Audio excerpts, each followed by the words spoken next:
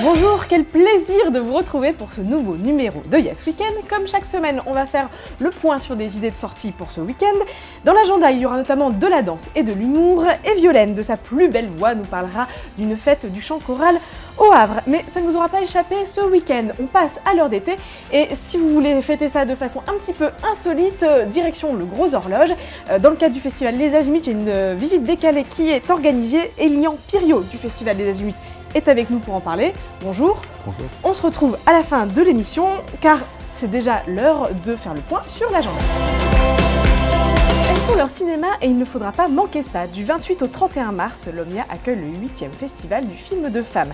Ils seront projetés des documentaires, des fictions, courts, longs, moyens métrages, de réalisatrices à travers le monde qui mettent en avant l'émancipation des femmes, leur engagement, leur combat, leur expression politique et artistique. Programme complet sur le site ellesfontleurs-cinéma.info. Mesdames, sortez vos robes à crinoline. Messieurs, faites péter la queue de pie pour le bal historique organisé dans la salle des fêtes de la mairie à Elbeuf dimanche de 14h à 19h30. C'est très chic, un brin désuet et vous pouvez venir sans cavalier.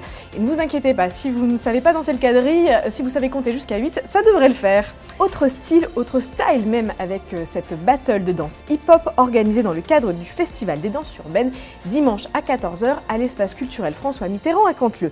Des duels à 1 contre 1 ou 2 contre 2 vont enflammer la scène. Sharks, Fils et Gator de Mouvematic font partie du jury et attendent beaucoup d'écrous et le public aussi. Et si vous voulez vous marrer ce week-end, il reste des places pour le spectacle d'Isabelle Vitari à voir vendredi et samedi à 20h.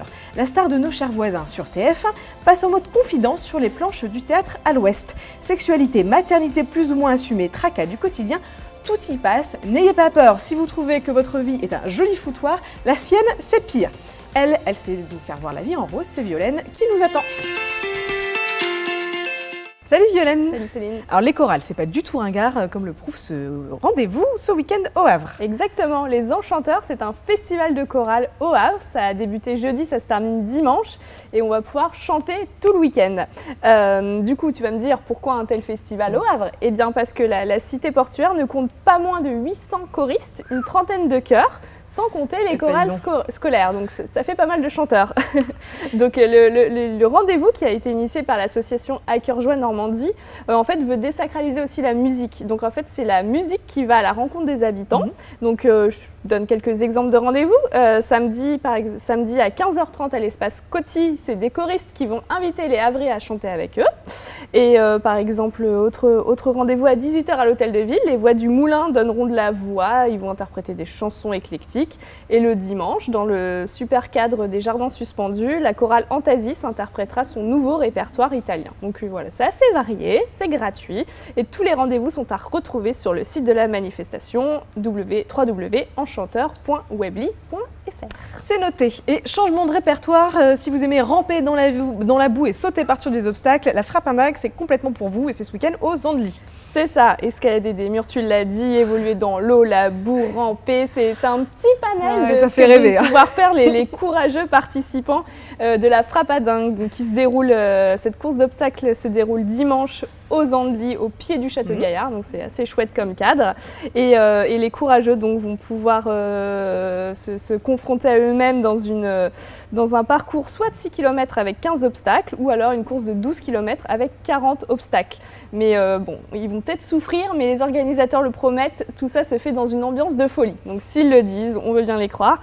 Et les inscriptions se font là aussi en ligne sur www.frappadingue.net et c'est à partir de 30 €. Et on leur souhaite bien du courage. Exactement. Violaine, question piège, ce week-end on passe à l'heure d'été, Ouais. on avance, on recule d'heure. Non, on dort 1 heure en moins.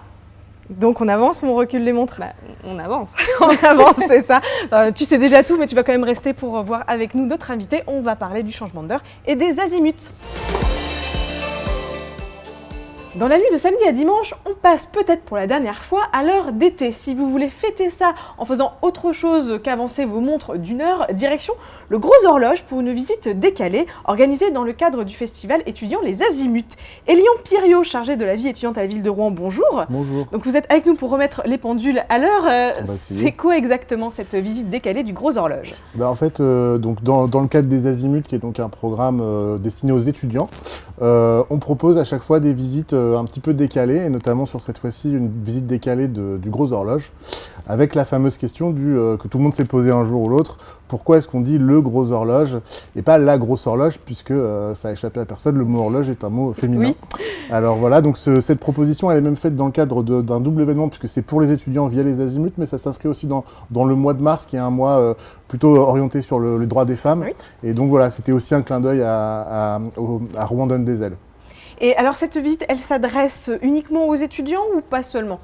C'est principalement pour les étudiants pour qu'ils découvrent cet équipement, le Gros Horloge, son musée, le panorama qui se retrouve tout en haut. Voilà. Et puis en même temps, ça va vraiment être une visite décalée, puisque c'est la compagnie de théâtre Acide Caustique qui a donc écrit un petit spectacle de visite sur la question pourquoi la grosse horloge. Donc voilà, ça va être aussi une façon de découvrir le Gros Horloge de manière très ludique et amusante.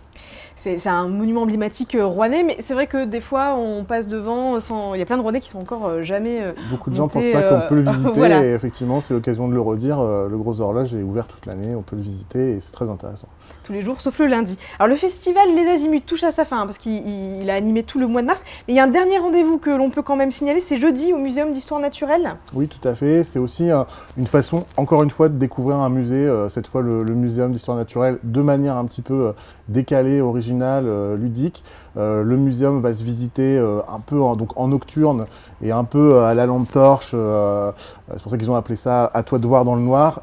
Et donc en fait, voilà, vous allez pouvoir déambuler dans les galeries du muséum, tomber nez à nez avec une tête d'un animal exotique, voilà, et se laisser surprendre par ça. Et puis autour, il y a plein d'animations, des créations de tatouages éphémères phosphorescents. Il y a un groupe de musique qui viendra animer la soirée aussi. Donc il y a plein de choses à faire dans cette visite. Et après, ce sera fini, mais comme promis, le festival reviendra l'automne prochain. À l'automne, tout à fait, on reprendra les Azimuts avec la grosse soirée qu'on fait tous les ans dans l'hôtel de ville qui réunit vraiment tout le réseau associatif étudiant. Donc le 14 novembre sera un jeudi. Très bien. Merci beaucoup, Elian Piriot, d'être venu jusqu'à nous. On ne voit pas le temps passer, mais c'est déjà l'heure du ciné. Après le livre de la jungle et La Belle et la Bête, et avant Mulan et Aladdin, Disney poursuit le dépoussiérage de ses classiques animés en prise de vue réelle avec Dumbo. La bonne nouvelle, c'est qu'on retrouve Tim Burton derrière la caméra, et connaissant la fascination du réalisateur Poulet Freaks, on se dit que cette histoire d'éléphanto qui devient la risée du public à cause de ses trop grandes oreilles a dû l'inspirer. Autour du mignon petit animal entièrement créé en ordinateur, on découvre un casting de folie: Colin Farrell, Danny DeVito, Michael Keaton et Eva Green. La barre est très très haute. Vous possédez quelque chose de très rare. Un mélange de merveilleux, de mystère, de magie. Venez avec moi. Ensemble, sur les ailes de cet éléphant, nous irons très loin. Que se passe-t-il? Où l'emmène-t-il? Conduis Dumbo à l'intérieur. Mais c'est sa mère! Fais quelque chose! Il a besoin de nous. Regarde-moi. Nous ramènerons ta maman à la maison. Depuis que sa femme est partie, Mario tient seul la maison et élève ses deux filles, Frida, 14 ans, qui lui reproche le départ de sa mère, et Nikki, 17 ans, qui rêve d'indépendance. Et dans ce rôle de père sensible, tendre et dépassé, l'acteur belge Bouli Lanners semble parfait. Réalisé par Claire Burger, C'est ça l'amour s'annonce comme un très joli moment de cinéma. Repose-toi de moi, d'accord? Moi, je m'occupe des petites. Je reste joignable pour vous. C'est cool la vie sans nous. Tu kiffes au bar et tout, tu fais la fête. Tu peux pas parler comme ça, Niki. Bah si. Si, moi, toutes ces histoires de mecs, être en couple, ça me plaît pas du tout.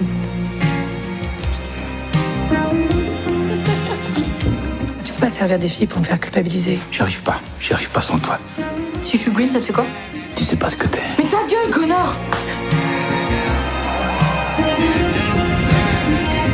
Mais tu vas aller où? N'importe où. Mais je veux plus être avec toi. Tu cherches quoi quand tu fais ça, Frida? Tu cherches quoi?